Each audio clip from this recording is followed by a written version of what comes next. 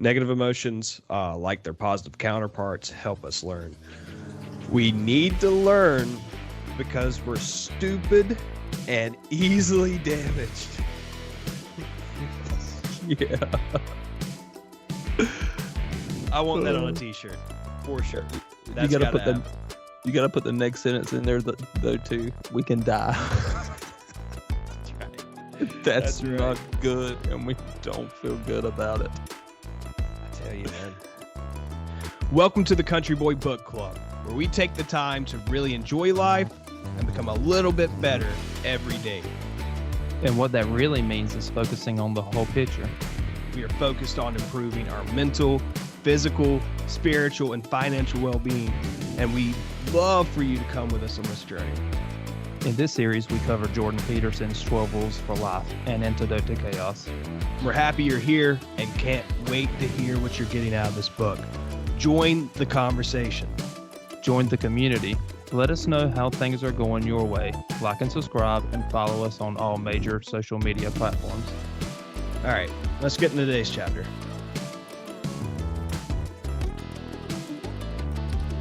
I'll tell you, man, today was an interesting one for sure. So part of what I do is, I turn these power plants on, right? Big old power plants, and they're solar farms. So, you've got a lot of communications in power plants, just in general.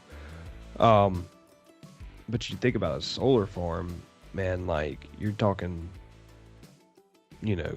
could be a couple of thousand acres. Like the one I'm on now is definitely over 1,000 acres. It takes, if you're going from the back side of the farm if you're going from the south side of the farm to the north side, it would probably take you a solid 30 minutes to get through everything to get from one side to the other.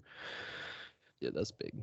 So, when you're trying to monitor a power plant that spans that big of an area, the communications side of things is pretty difficult. And, the way that we make it work is how anybody makes it work with the communications, fiber optics. And like, I'm not a guy that splices fiber. I could do that. I would probably butcher it. But I could figure it out, right? I could do it. I don't do that. I'm just there to make it talk, basically. Not just that, but within my scope of work, one of the things I have to do, because I'm commissioning the power plant, I'm turning the power plant on, is I got to make sure everything's talking so we can make sure everything's running right. And with fiber, man, it's just like, it's not just like, but it's thick electricity. You want your black wire nutted to your black wire. You want your white wire nutted to your white wire, or whatever you're doing. So, we've got, X number of pairs, like 32 strands of fiber, or, whatever. And each one of them's got a color. And so that's how you know which wire is which fiber optic strand is which. And you've got to cross them over. I'm getting way too in the weeds here. The bottom line is, like, I know enough to be dangerous. I know how to turn on a power plant and make it talk, and I'd done that, and I got to literally my last box. And I pulled all my tricks out of the bag, which are not that many tricks, and I still couldn't get it to talk. Actually, that happened yesterday. I stumbled across that yesterday and said, you know what? I'm not gonna bog myself down on this right now. I'll come back to it tomorrow, which was today, and I'll get it figured out. It should be easy. It's the last one. So I come back, cannot get it to talk. All right. Now I'm getting a little irritated. Go back and forth. Okay. Well, what should I do? I should troubleshoot it. So I start trying to use different strands to make the same thing talk. Doesn't work. Okay. Now I'm like losing it. I am so angry, so just irate. Like I turned into a child, bro. Like I took a piece of Schedule 80 conduit and snapped it. Just so angry with myself, livid with myself that I could not make this thing talk. Like, they pay me good money to not waste hours on stupid stuff, and this is a stupid stuff, you know. Um, so finally, I get up with somebody that's got the tool that I needed. I didn't have the tool that I needed. Right. There's basically like a flashlight, but it's laser. You shoot it down the fiber, and that's one way that you can test it. You know, quick test. Um, I hook this thing up, man. And I turn it on, and it's literally like the light goes maybe 6 inches and just stops. Um, Indicating like you could literally see the laser shining through the fiber optic cable like 6 inches from where my flashlight was. It's like, are you kidding me? This whole time, all of these fibers have been broken right in front of my face. I had no clue. It didn't Yeah. look broken, but as soon as I hit that light to it, man. The reason why I went all into that is like, just like the other week, you said, have you been standing up straight? No, I hadn't been, to be quite honest. I mean, I kind of had been, but I'd been slipping on like reminding myself, and so I started.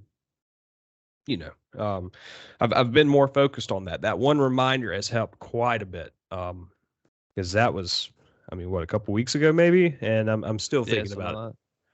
I think another one that we need to start revisiting is how many times have you been to the gym in the past week? I'll go first, twice. Not good, but still trying to keep up with it. How have you been doing? Um, I sent you a picture the last time I went, and because I went with my cousin. Right. So I don't even. Time to go back. Yeah, I don't even think it's been. I think that was a week ago, something like that. It's time to go back. And then with today, and I mean, I had to apologize to my boss. I was like, man, sorry. I know this kind of behavior, this kind of energy is infective, infecting. I don't think infective is a word, but whatever. It's been a long day. Yeah. So, I'm putting off bad energy. He's in a bad mood all of a sudden. He says it's not because of me, but I know I didn't help. And the thing is, man, I was just angry at myself because I just have this like unreal expectation of myself. There's going to be times in which it takes a while to figure something out. The important thing is to not give up, which I didn't. So at least that was a thing still, but it wasn't handled properly. It wasn't good for me. It wasn't good for anybody around me. And the worst part is something that we literally have covered in this book. This is going to take work. It's not going to be this perfect fix, but that's why we're here, right? To continue to talk about this stuff and like revisit these ideas and try to benefit from. I mean, because it's one thing to read a book, man. I don't know about you, but like it's like within 2 days I don't remember what I read anymore unless I keep going back over it, and that's when I start to retain things a little bit. So again, thanks for being here, man. That's like I was telling you, I'm listening to it for the most part, and then after I've listened to it, like that's the same chapter like 2 or 3 times, and I sit down and read it, and that's when I'd like do my underlinings and stuff, and I've done enough to where I think I'm retaining the gist of it. One of the things I've been meaning to do, but is just to write the titles, just write the chapters down in order and put them on my refrigerator. Ooh, I like that. I like that a lot. Because that way, because I've been trying to get my wife to listen to it too, or to read it, and if nothing else, like the titles of the chapters pretty much is a summation, as they're supposed to be. It sums everything together kind of perfectly, and it's just enough information to be like, oh yeah, that's a good one, and just like a reminder. Yeah, I like that. I think maybe we need to do something with the chapters. What can let's take that one offline. We'll figure out something good to do with the chapters. Writing it down and putting it on your fridge is a good start for sure. So let's we're on chapter 5 this week, right? So that chapter is titled "Don't Let Your Children Do Anything That Makes You Dislike Them." Right? I don't have the book Right. in front of me again. Yeah, It's that's right it. behind me though. Yeah. I mean, you know where I'm at with my life right now. Mm-hmm. I I am rapidly approaching uh, a changing point in my life. You know, I've become a different title, a dad. That's insane, man. That still sounds scary. Like, who would think that I would be? That's a good idea for me to be a dad. Yeah, but I mean, uh, most people become dads and weren't even planning on it. At least you like kind of planned on. Yeah, this was a good point in my life to let's do this. Y- Like that's Yeah, you brought up something that has really been, man. People will tell you you're never ready to have a kid, and sometimes I'm sure that might be true for some people, but I waited until I was 32. I had to think about how old I am. I'm 32. Um, and I couldn't be happier that we waited um, this long. My wife and I have been together for 10 years. We've been married for, I probably shouldn't say that on the podcast. I should have known that immediately. What is it, 6 years we've been married? I think it's been 6 years. I don't feel like doing math, okay? It's been a long day. it's fun. Yep, 6 sounds right because me and Heather's been together for 5. yep. And we're a year apart. Yep. Yep. But the Yep. thing is, like, my wife and I got to travel. We both excelled in our careers. We both climbed corporate ladders. Yeah, and we're able to like kind of hash things out before even going down this road. So don't let other people pressure you into doing something that you're not ready for. Is my take on it. Yeah, I get it. There is a biological clock, and you shouldn't forget that um, either. Um, but you got to figure it out for yourself. Anybody Right. else's input on that doesn't matter. Um, I mean, me and Heather, my wife, we got married in August. I was still in nursing school. Found out we were pregnant in February. Had Billy in the end of September, and then I graduated nursing school um that next May. So Wide like, open. yeah, wide open. Um, and I was lucky enough to have a lot of support from my family, um, mom and dad, and yeah, without that, there's no way. I don't see how in the world people do it. Like Uh, even now, being a nurse, because my wife's a stay-at-home mom. Um, being a nurse with that salary and having 2 kids, I don't know how people do it. mm, yeah, it's messed up, man. Yeah, I been talking with this guy I know. He's got 3 kids and a stay-at-home wife, and yeah. I mean, he told me just yesterday he makes $100 more than what he has to spend on bills a month. $100 Yeah, more. I mean, you make it work. I mean, at the same time, I kind of say that, but we don't go without, right? Yeah, right. I mean, we still have a Netflix account. Like if like there's things we could cut. Sure. I'm not in debt up to my eyeballs, but it feels that way. But at the same time, I understand that like there's still things that like if it came down to it, we could cut some bills and stuff like that. But Yeah, don't want to have to get to that point though. It's I mean that's why we're here, right? Like we want to keep moving forward. Yeah, I mean the biggest thing is like it goes anything from spiritually to mentally to physically to financially, you know. Like we got to keep pushing forward. I'm not stopping where I'm at. I can tell you that right now. And I don't really care to take a step back either or laterally, only forward.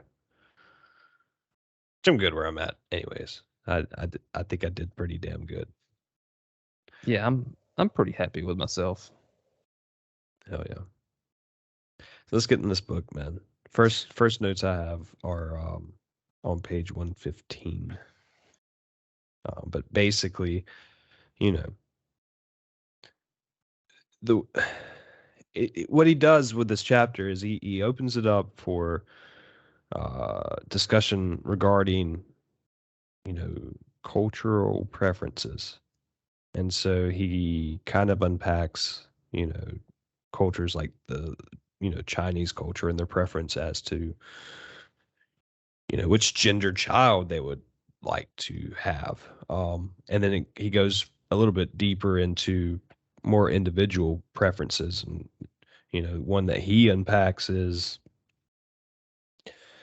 you know, there's this, he focuses on preferential treatment of a son, right? Like on page 115, he says, preferential treatment awarded to a son during development might even help produce. Oh, I can't even see all my notes. I'm cutting half of it off. Sorry. Here, I'm going to start this one over. At least I'm batting 0 for 1 and have already butchered a direct quote. So we're off to a great start here. Well, right. we got to start somewhere. That's good. We're starting at the bottom. We'll see. All right. Here we go. So, preferential treatment awarded a son during development might even help produce an attractive, well-rounded, confident man. This happened in the case of the father of psychoanalysts, Sigmund Freud, by his own account.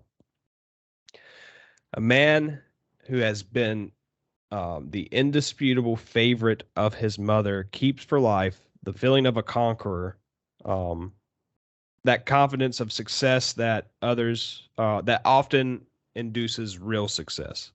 Fair enough, but feeling like a conqueror can easily become actual conqueror.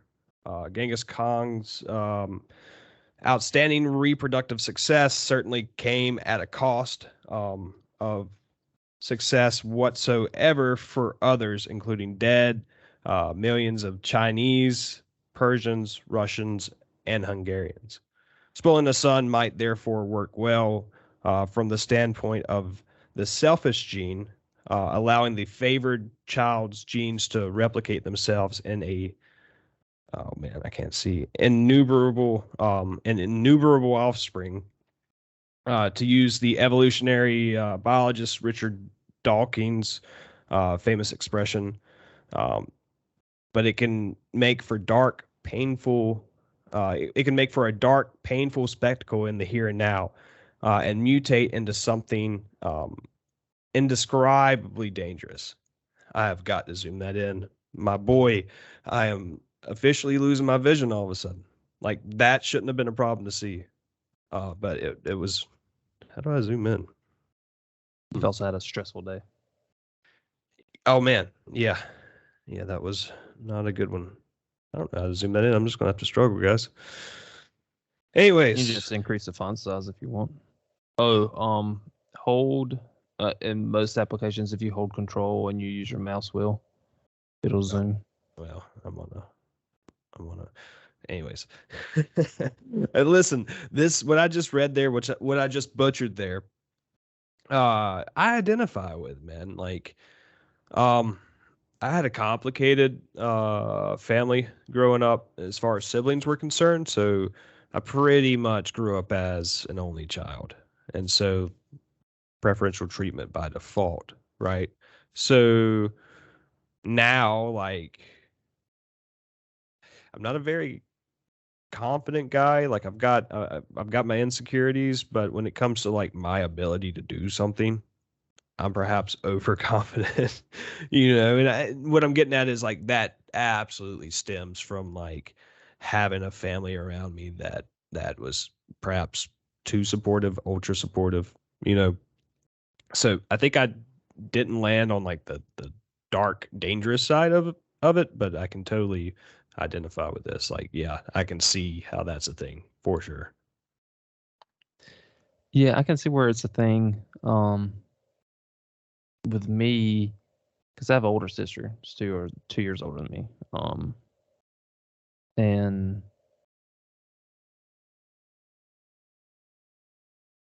I don't know, favoritism or preferential treatment. Like I did feel like growing up that she got to do, like, she was more focused on. She definitely had her life together a lot sooner than what I did, right? Um, but like at the same time, I can kind of see that because like I said it, I think it was last episode, might have been the one before that, but we were I kind of made the it said something along the lines of anything worth doing is worth doing half-assed, Right. and I mean I 100% did that today, because we're trying to grow, um, and we've grown tomatoes before, but I hate the tomato cages. Um, I just hate messing with them. They're just a gom to clean up and everything. So this year I'm trying to stake them. What is a tomato cage? Um, It's just the circular thing that yeah, holds the the. galvanized wire. There's Yeah. there's three wires Okay. that come down, and then you have the different rings. I've always hated them. So this year I'm trying something different. I'm staking them. So just using reeds right now because that's free. Um, and then I'm just trying to like tie the tomato to the stem. But like in my brain, I didn't look it up. I didn't do anything. I'm just out there with string and Oh man, looking like old school as hell. yeah, like I know how to tie this knot. This is not I'm gonna do. I'm gonna tie the string first to the reed and secure it to the reed, and then I'm just gonna loop it around because I don't feel like you want it tight on the, but like 100% just like a half-assed it, and I'm like a fourth of the way through because we planted way too many tomatoes than we'll ever eat. But it's Sell fun. them. Like Sell yeah, them. but we've got other ones that we're planning on selling that are supposed to be like huge. So, and we're doing those differently. Like what I'm doing is what I want to try, and then the other ones that we're like gonna sell. Um, Dad's helping me with those, and there'll be pictures or something at some point. Y'all see kind of what's going on there. So I mean, have you been?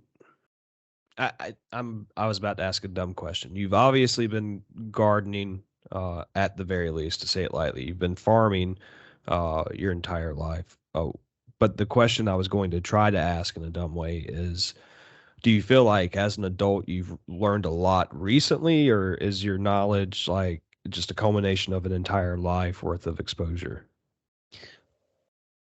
90% of my knowledge has been in the last 2 years. Cause like the way the way I kind of did it, and like watching grandpa and stuff like that when he used to do the peanuts, and then in high school when I did the watermelons, it was 90% of the time dad was driving the tractor. I wrecked the tractor into a building when I was younger, and I was terrified ever since. I don't know if I told that story. It's for another time. But Okay. We can trade wrecking the tractor stories. How about that? yeah, yeah. Um, so I was always scared of it, and dad a couple years ago, dad bought a smaller tractor with like a finish mower on the back of it, and that's what I used to like mow the yard with for a while. And like getting on that thing, I'm just like, man, this is so simple. And then I like told Dad, I was like, hey, I want to start farming this land again. And he went crazy and bought everything. So yeah, now I'm back on basically the same tractor, a Ford 3930, that I wrecked, and I'm just dissing the field like no problem, like I don't care Oh anymore. man. But yeah, like um, a lot of it was just dad would dad would buy like dad bought a cultivator and got it to the house and had it hooked up to the tractor, and then like he didn't have time to like sit around and like try to set it up for what we were gonna do with it. Mm-hmm. So he'd leave it, and then the next day I'd like go out there and spend all day just like setting it up, and I'd let him know what I'm doing, and then he'd come over and he'd be like, "Yeah, that's pretty much like exactly what it needs to do. Let's just move this and this over like one or two more bolts to make the the bed, wider or Mm-hmm. whatever." Um, but yeah, that's a lot of it. But I mean, the most of it is is yeah, I mean, 90% I would say has been like the last year and a half, 2 years. It's definitely a good skill to have. The only on my property, where I live now, the only room I have to do even a garden is also the same place that I want my tee to be, and where I want the little putting green. Those are the two areas where I could put in a garden. So I've got all the property down in Columbus County. If I really want to get into it that bad, I'll just do it down there. Well, there's also like so like we're calling it a garden, right? But it is Mm. 100% an acre farm, Right. and so like I would love to have like six to eight like raised garden beds, Mm-hmm. like the really nice ones. But at the same time, it's like redundant. But I would love to have that to where you kind of you do the whole more organic, where um you make your own the words, but your own dirt and all that. Like you Mm-hmm. put sawdust and crap and let it Yep. compost. Yeah. Yep. Um, but it's just redundant. Like Yeah, man. I mean, if you've got a acre farm, yeah, the raised beds are just a waste of time. I mean, unless you're doing something crazy, like something exotic. But anyways, we should do a whole episode on farming some other time. yeah, um, I want to get back into notes here because Peterson hits me again right on the next page on 116, in which like he's basically, he's calling out the nice guy, like the parent that doesn't want to hurt their child's feelings, would like to do anything they could to, um, I don't know.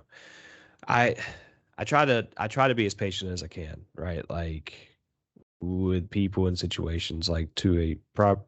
All right, and in the example of like employees I've had in the past, I've been ultra patient for way too long, just trying to be understanding, and then that built resentment, um, to the point of like where okay, well now I just got really angry and I just yelled at this dude. Now I need to call my boss and let my boss know that I acted unprofessionally, because I don't. I mean, I just don't. I got. And your reputation's everything in business, right? And so when you do something dumb, you gotta own up to it immediately. Um, right. Yeah. Um, so I mean, I have the same things that happen with patients, and well, I'll be honest. The chapter is talking about children. I mean, I lose patience with my children all the time, sure. right? And so it's you like we're not the disciplined, but we're not like to a spanking stage yet, Hmm. right? Right. So yeah, there's been plenty of times where like I've yelled at my kids, and then I'm like, crap.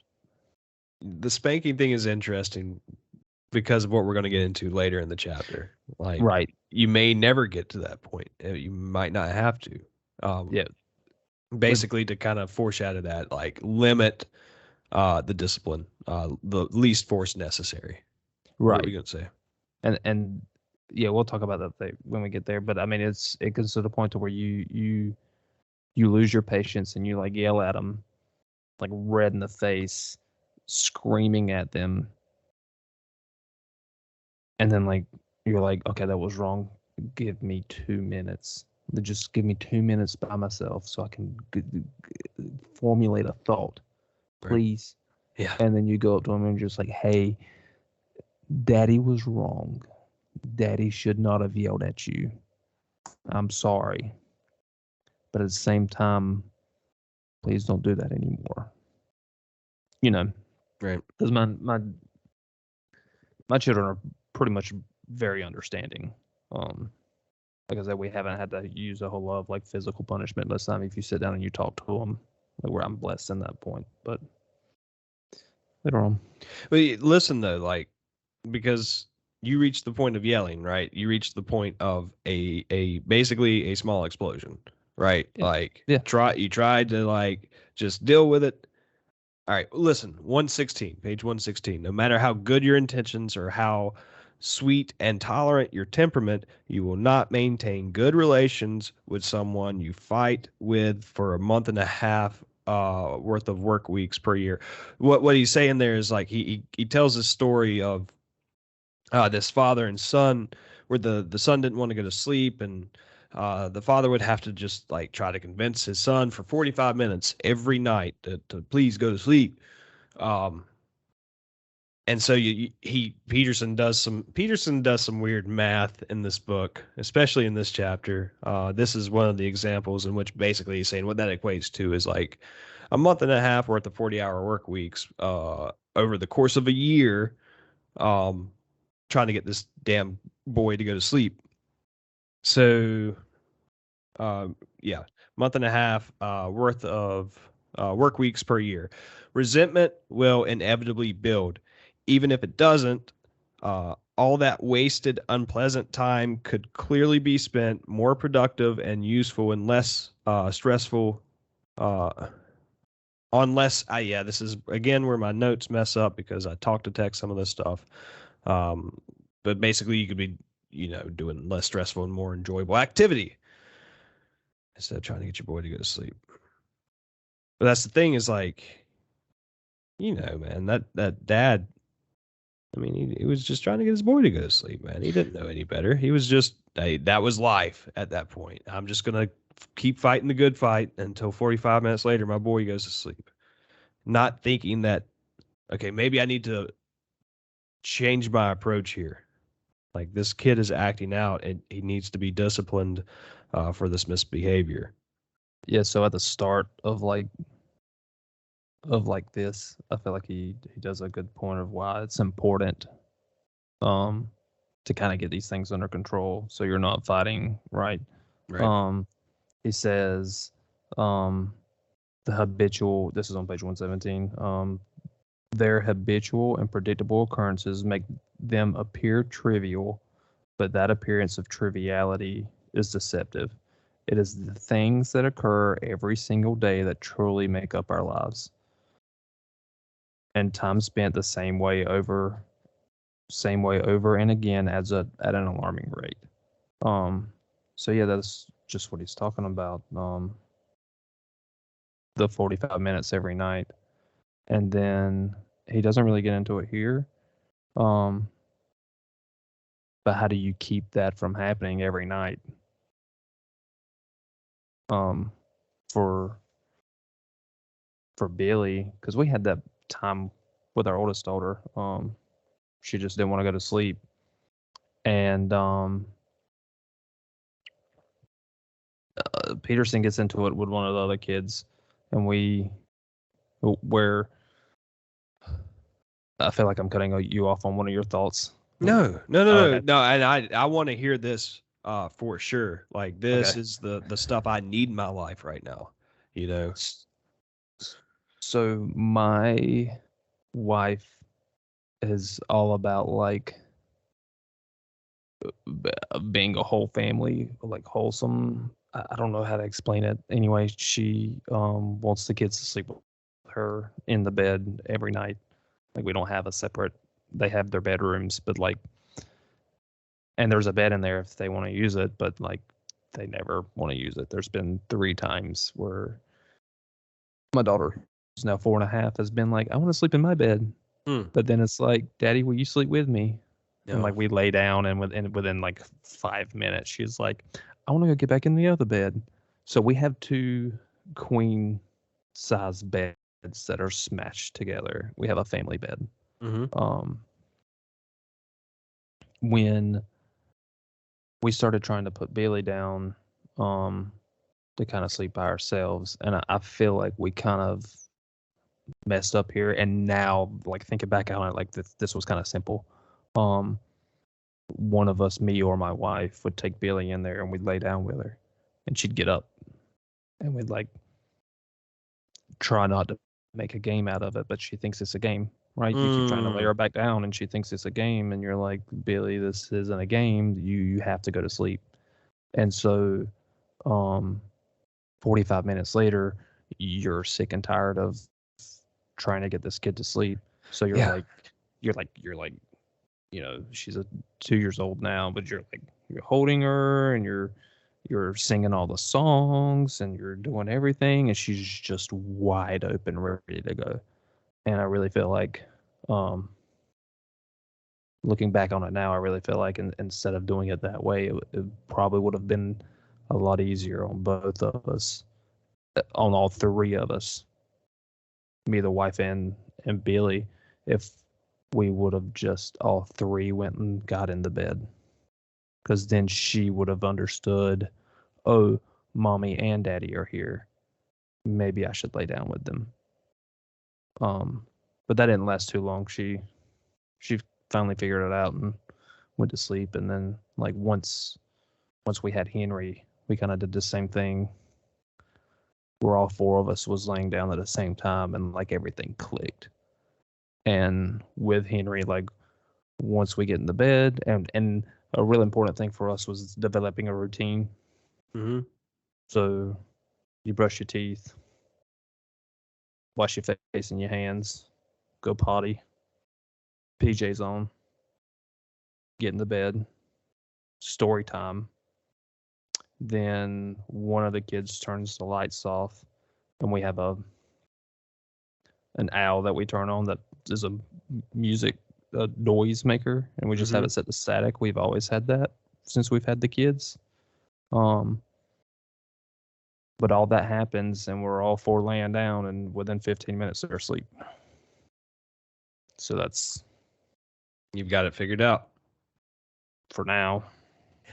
Until Right. one of them decides to do something crazy, and then we'll Mm. figure out that part. Yep. And that's the important part, what you just said there, figure it out. Because Peterson kind of unpacks this whole mentality that discipline stifles creativity, basically. Or there's a number of things that these parents come up with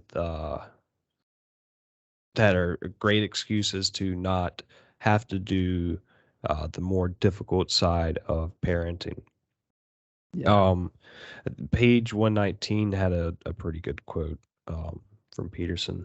And oh man, my eyes are not good right now. I Well, didn't hold make, on, make because them up.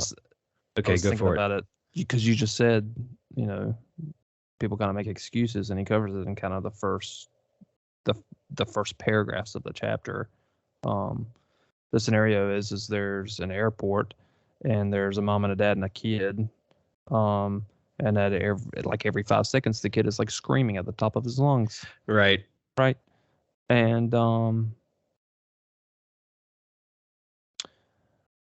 he was irritating his parents, and he was irritating everyone in the in the, I wanted to say airplane, but the airport, excuse me. Right.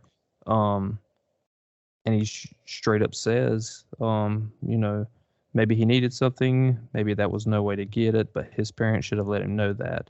You might object. Perhaps they were worn out and jet lagged after a long trip, but 30 seconds of carefully directed problem solving would have brought the shameful episode to a halt. More thoughtful parents would not have let someone they truly cared for become the object of a crowd's contempt.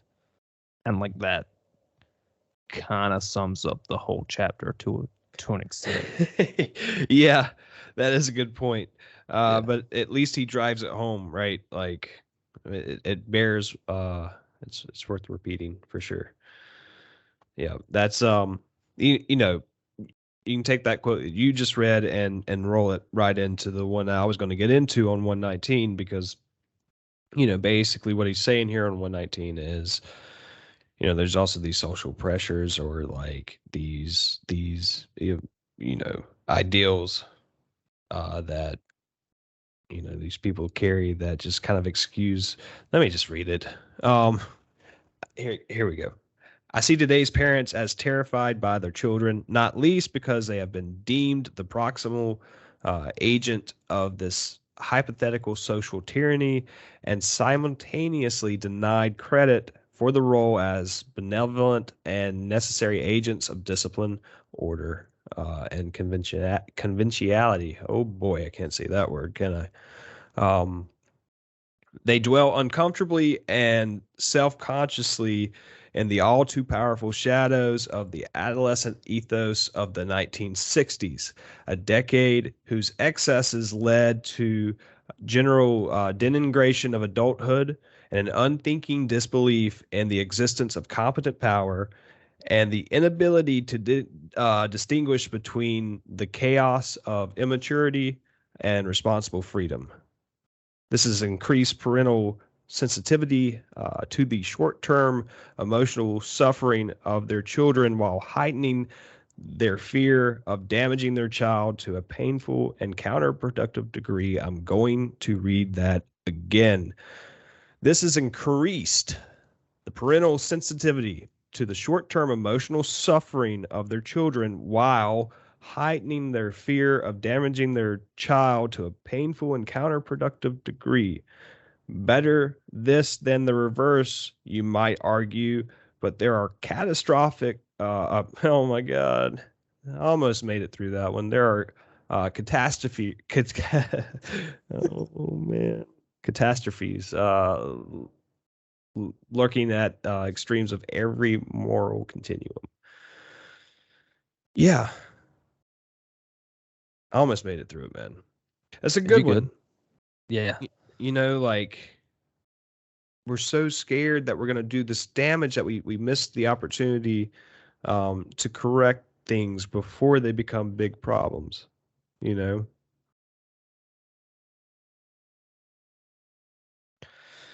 I can keep going, man. I've got another one on 122 that you know basically, like, choosing to not discipline is just as damaging as, like, well, it's a varying degree of neglect, if you will. You know. Um, let me keep this one rolling right into page 122. Yeah, keep going.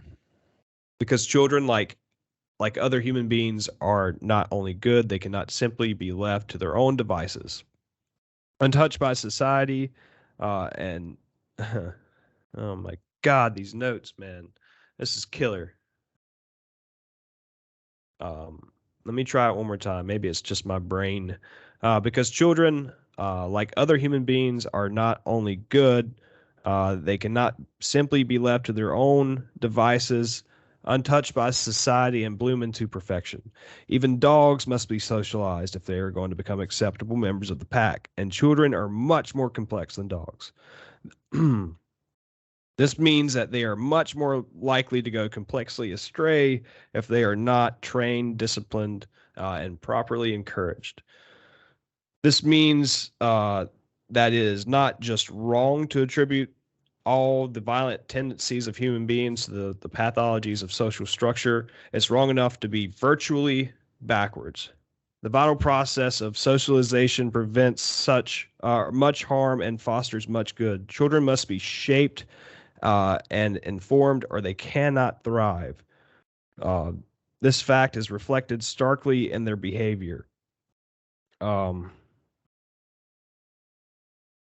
Kids are utterly desperate for attention from both peers and adults because such attention, when which renders them effective and sophisticated communal players, is virtually necessary.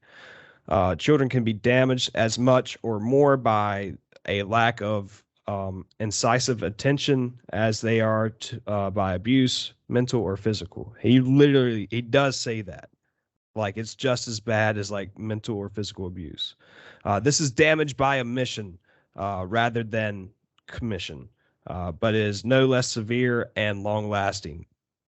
Children are damaged when they are mercifully in children are damaged when their mercifully inattentive parents fail to make them sharp and observant and awake, and leave them instead in an unconscious and undifferentiated state. Children are damaged when those charged with their care are afraid of any conflict or upset, no longer dare to correct them, and leave them without guidance. I took that whole chunk down because what an important little section there, man. Like, Yeah, I had all that underlined too. Mm. And as I was reading that, so there's a lot of stories that Peterson kind of goes through,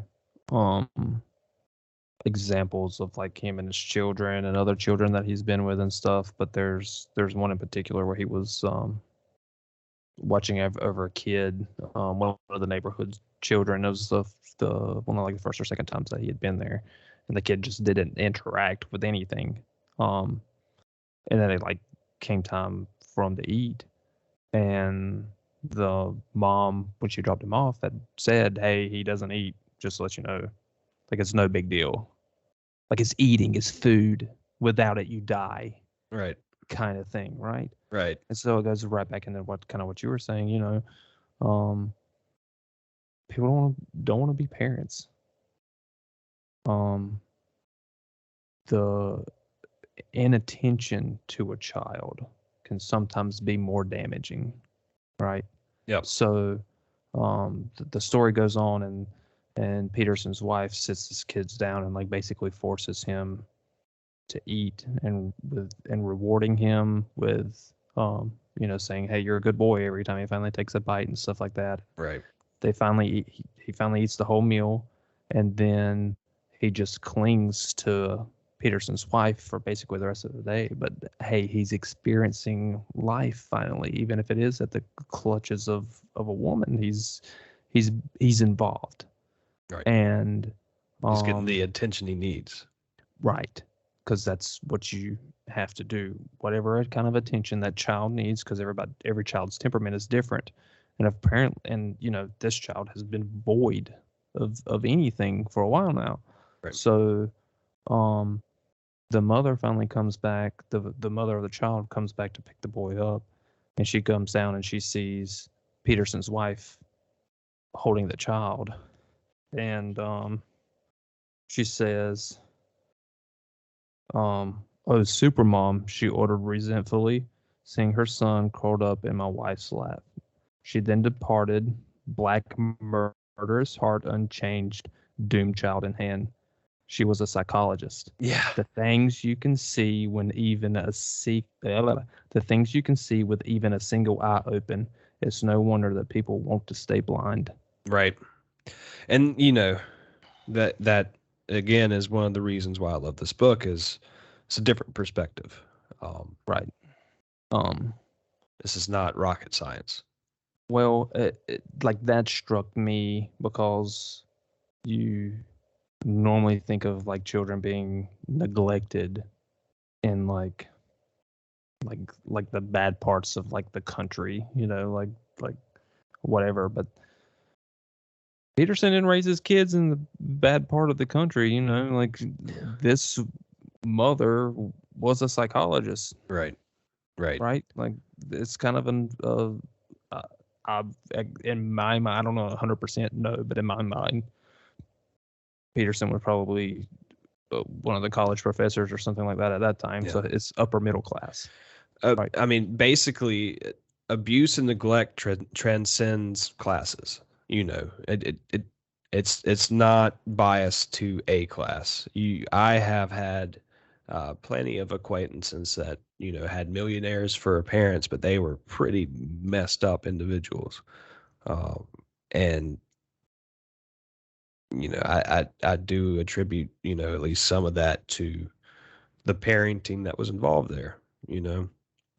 But here's the thing, man. Like we're well into this, and we can like with as much as Peterson gives us in these chapters, we could keep going on just identifying perhaps flawed parenting strategies. But I want to jump us forward a little bit to get into the valuable substance that is.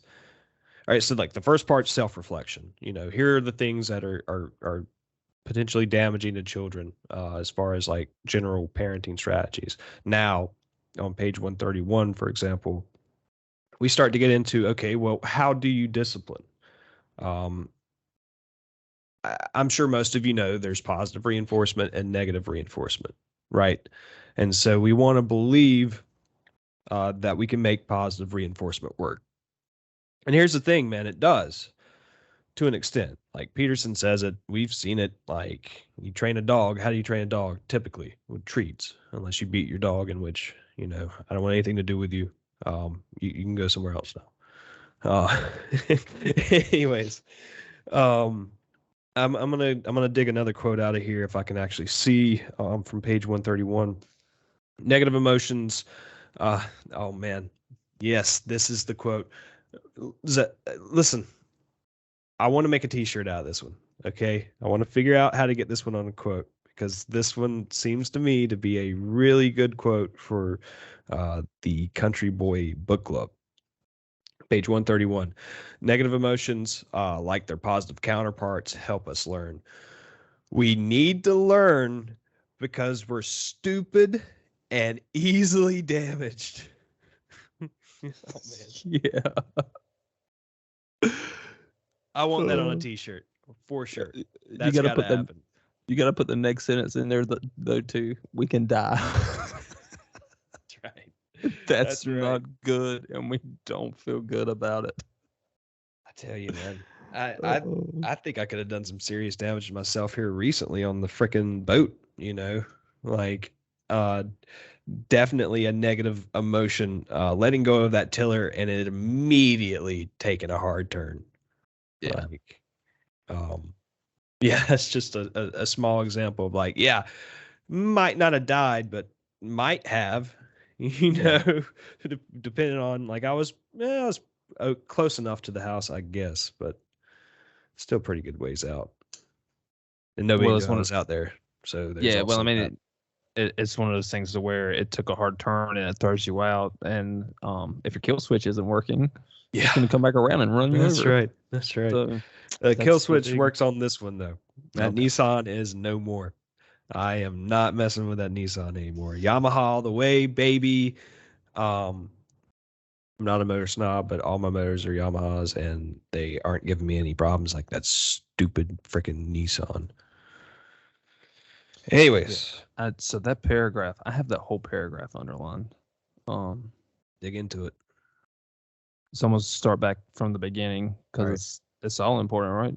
Yeah. So Yeah. negative emotions, like their positive counterparts, help us to learn. We need to learn because we're stupid and easily damaged. We can die.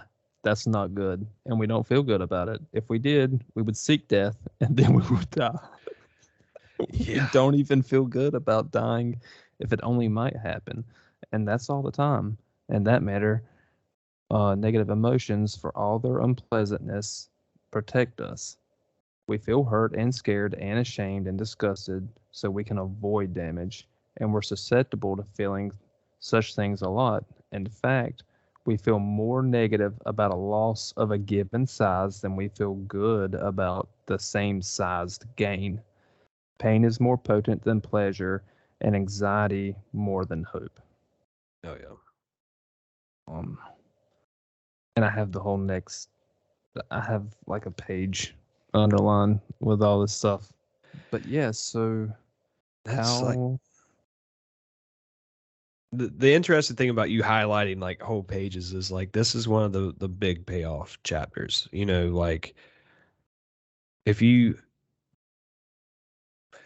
these are what he gets into in this chapter is like the kind of answers you would want from asking Jordan Peterson a question. You know, like Dr. Peterson, how do I be a good parent? Like he literally lays out rules for us at the end of this chapter, which we will get to here in just a minute.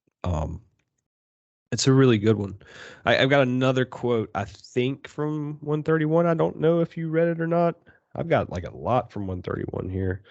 But basically, we therefore do our children a disservice by failing to use whatever is available to help them learn, including negative emotions. Even though such use should occur in the most merciful possible manner. That's a very important sentence. I think that's the first time he really introduces that concept, and like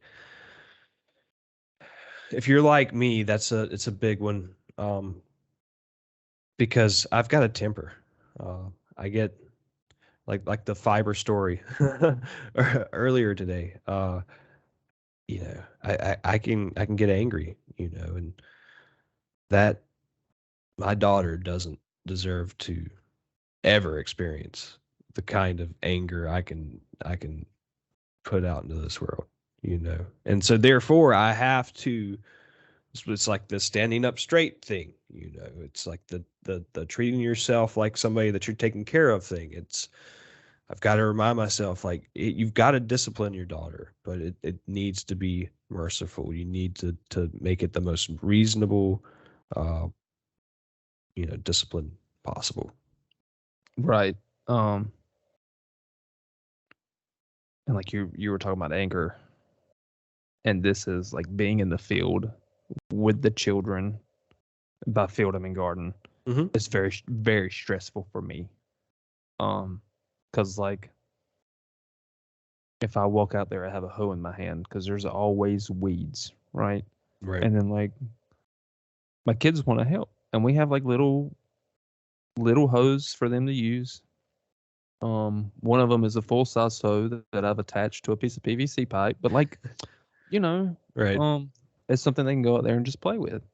And I have tried my best to teach Henry because we had the same problem last year with Billy. She wanted to help, and we were like, "Yeah, you can help, Dada."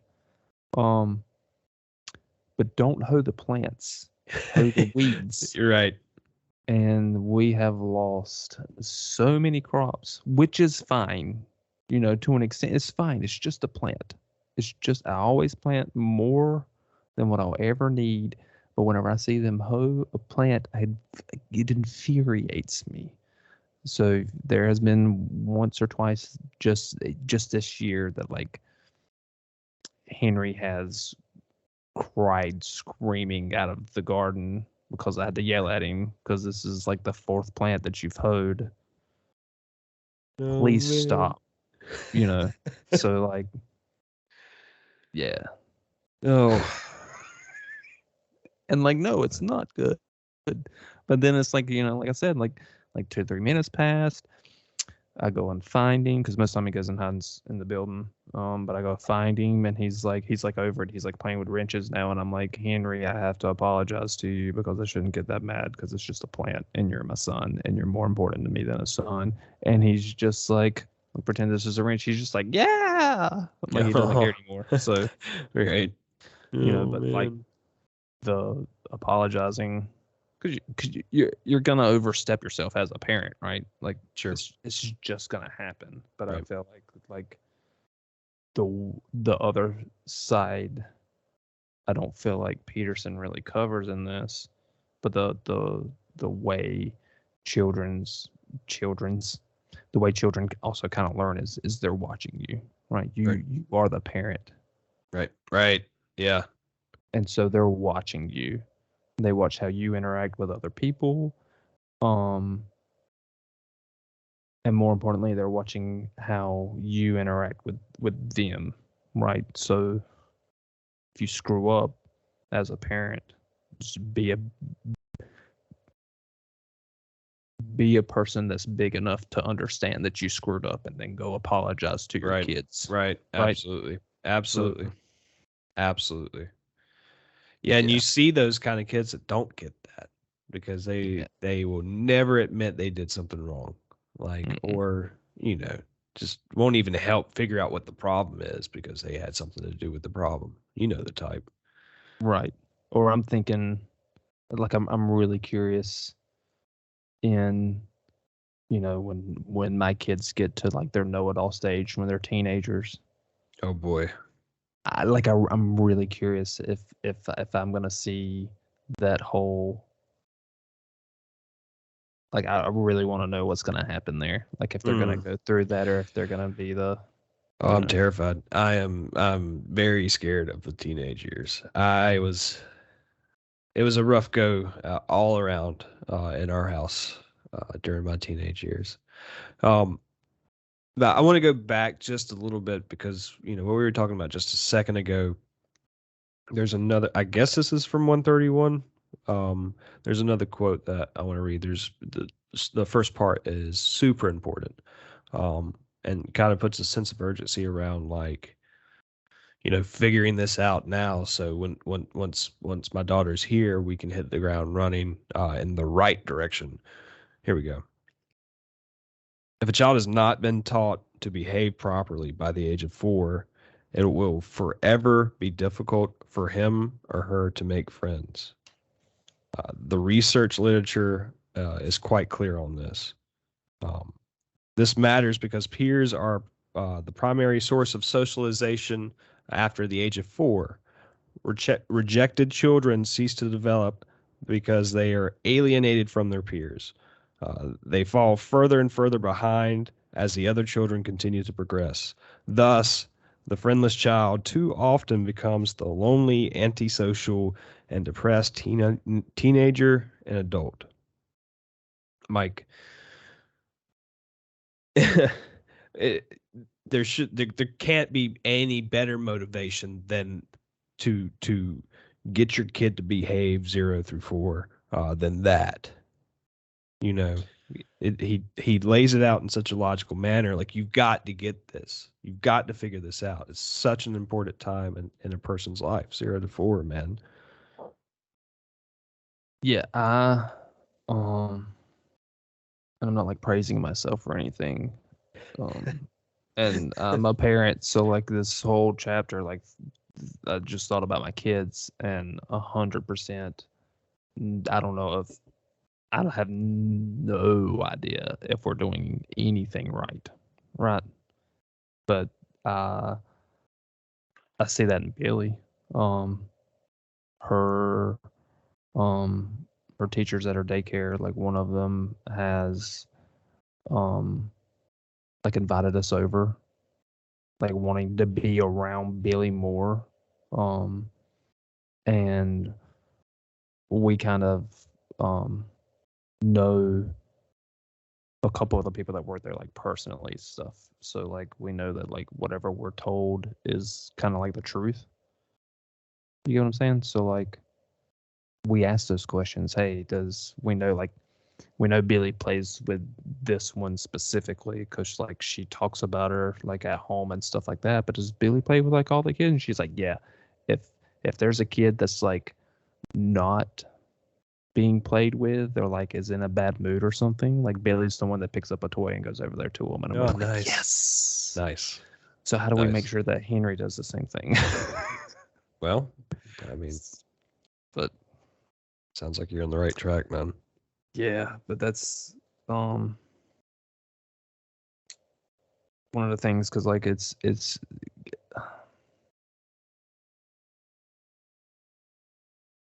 it's hard to talk about this chapter because we're trying to keep it within the hour, right? So we're kind of transitioning from the actually how disciplining your child and getting them to do and act the way you want them to. But why do you want to do that? It's so people want to interact with them, right?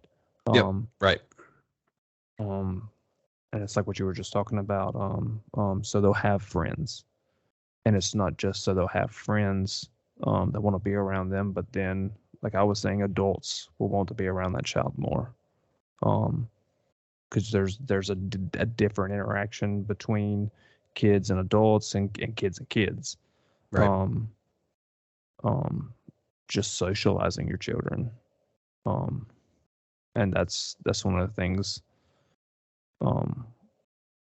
we're gonna have to figure out what we're gonna do shortly. But with all the school shootings that happen in America, we were really thinking about homeschooling once Sure. because Billy's there. Not this year, but next year she'll start kindergarten, and it's one of those things to where, because let's face it, Sandy Hook, no one in their mind ever thought that was going to happen there. And I'm in small town. Right. Right.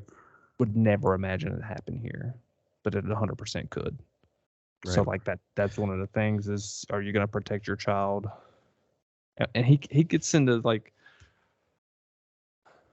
because it's a little bit more than up to the 4, but you he gets into the Sleeping Beauty, the Disney, where it's the king and queen kind of protect her a little too much from. Right. Right. And that's why Malevolent did all the things that she did and whatnot. But I don't know. I don't know. That this chapter hits a little bit too close to home for me because I'm in the middle of both of it. My daughter's 4.5, and Henry's 2.5. So, But overall, you feel like you're doing pretty good. yeah, Henry's got me kind of worried. He went through the hitting phase. Ooh. And we're kind of out of that one now, but now he just wants to like sulk. Yeah. When he gets mad. How do you? So we're like, yeah. What do you do? Like, stop sulking? Yeah, like that's not gonna work. No, but like that's what we do is we just try to sit down and as much as you can have a conversation with a 2.5-year-old. Hey, listen, we understand that you're mad. We understand that you're upset, but the way you're going about it is so wrong. Like you know that. I mean, that's Right. just you can't discipline a child for being mad and standing in the corner. Right. You don't. Right. Well, you do discipline them by talking to them. It's a difficult one. It's a difficult one to address. Oh man, God, I would love to like run that one by Peterson. Like how Dr. Peterson, how do you address sulking in a meaningful way with the least amount of force? You want to get into the rules, man? Like, I love that he actually gives us sub rules in this one. I kind of summarized them. Yeah, 100%. What page was that on? Oh gosh, 'Cause I really like them. I don't even know. Maybe like page 143. Here's the rules, or my stab at it at least. Number one, limit the rules. And there's also a subset there where he kind of lists off the kind of obvious ones, but still good ones to go over, especially in my position in which I haven't had a kid yet, and so I'm trying to get ready for this stuff. Limit the rules. Number one. Number two, use the minimum force necessary. Number three, parents should come in pairs. That's pretty obvious as far as the reasoning behind that. It's a marathon, not a sprint, and it can be taxing on both parties. So you've got to have a partnership there. You've got to carry equal weight. Simple enough, right? Four, know your own capacity for evil. Man, that I've already got into that. Like, I can never let my daughter see my evil side. No way, man. No way. Discipline all day, but that other side's got to go away. And then there was a fifth rule, right? What was the fifth rule? Here's the fifth and final most general principle. Parents have a duty to act as proxies for the real world. Yep. Yeah. Merciful proxies, caring proxies, but proxies nonetheless. The obligation supersedes any responsibility to ensure happiness, foster creativity, or boost self-esteem.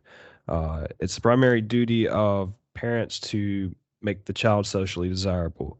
That will provide the child with opportunity, self-regard, and security. It's more important even than fostering individual identity. The Holy Grail can only be pursued in any case after that a high degree of social sophistication has been established. That's it, man. Yeah, I mean, I feel like did we skip the part? Because I mean, that last one's the primary thing, right? right, Did, right, absolutely. did we skip over? I think we did. He goes into a what's the difference between a parent and a friend? Hmm. That was the thing I remember 13, 14, 15 years old that I remember people saying like could you kind of start to differentiate, I'm not really going to say good parents and bad parents cuz I but totally get where you're going with this, though. I remember people being like, yeah, but her mom's not really like a parent. Her mom's trying to be like a friend, and that's why she's knocked up. Like, I kind of saw the opposite end of that. Like, yeah, their parents are cool, and uh, what that translates to in adult terms is irresponsible. right. you Yeah. know, allowing things to happen that children shouldn't be doing, bro. Not cool. Not cool. Yeah. I could just remember, and it happens everywhere, right?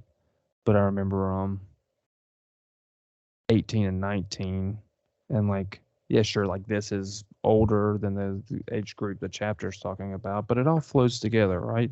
Right. If you're letting your 18 and 19-year-old invite all their friends over and you cook them chicken bogs specifically so when they start drinking they don't get as drunk.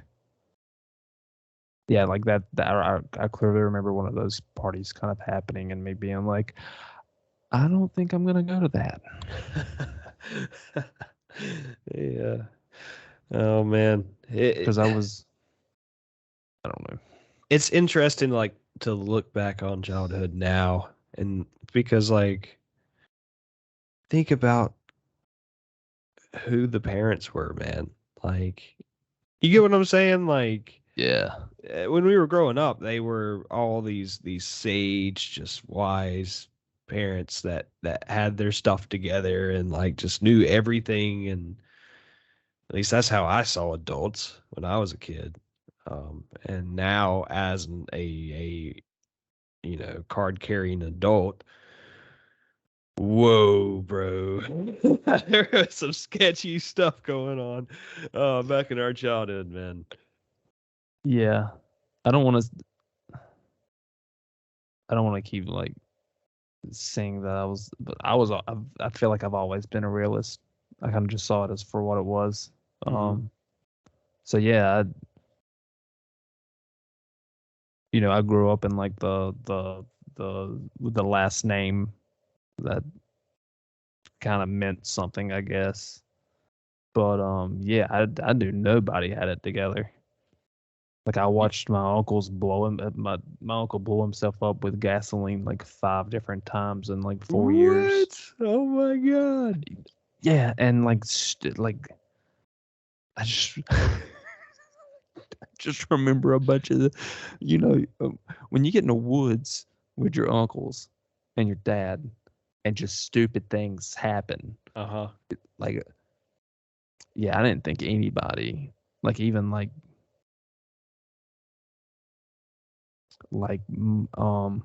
the only people that I thought had it together was like um the third grade teacher that was like should have been dead by now, like that old Oh, kind of saying. sure.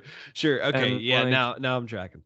yeah, like the older, like your 50s and 60-year-old, Right. not necessarily your, if I even understood that, but that's what I meant. Like she should be dead by now. Like I knew, like I just knew she was old. Right. Like that's the only kind of people that I kind of thought might have had it together. Right. But Yeah. Well, maybe you were without a doubt smarter than me, and still are. So at least there's, yeah, nope. that makes sense. That makes sense. No, Listen, not smarter. I don't have it together. Oh man, come on. we are getting it together. I don't think we'll ever 100% have it together. We should probably never feel like that. No. There should always be somewhere to grow. I am excited about next week's chapter. That one's titled "Set Your House in Perfect Order Before Criticizing the World." That's a really, really heavy chapter. I've got into it a little bit. I haven't finished it yet, but holy crap, bro! It is not going to be. I'm going to go ahead and spoil it a little bit for you. When the first few pages of chapter 6 or rule number 6 is dark. It's pretty. Yeah, and it's because I've listened to it. I haven't sat down and read it, but I've listened to it. It's really, really short, but it's like the steak and mashed potatoes of chapters. Like it's just it's just that's all you need for the meal, and it's just heavy, but it was delicious. It was great to partake of it. So yeah, I'm excited for it. Yeah. I'm excited for it as well. And I'm also in a little bit of disbelief that you are still here with us. We have been rolling for a while now. So thanks for sticking around. Listen, if you are going through this book with us, let us know. I don't care how you reach out. We just want to hear from you. So let us know what we're missing. Like we've said in previous episodes, like we want to have a conversation here, like we're doing this because this is fun, because we're enjoying this. But we're putting this in front of your face because we want to start a community here. We want to hear how things are going for you. Like, what are you getting out of this? Are you following the book with us? Cool. Let's hear. You already read the book, yeah, and you're revisiting it with us. That's what I'm going to be doing a lot.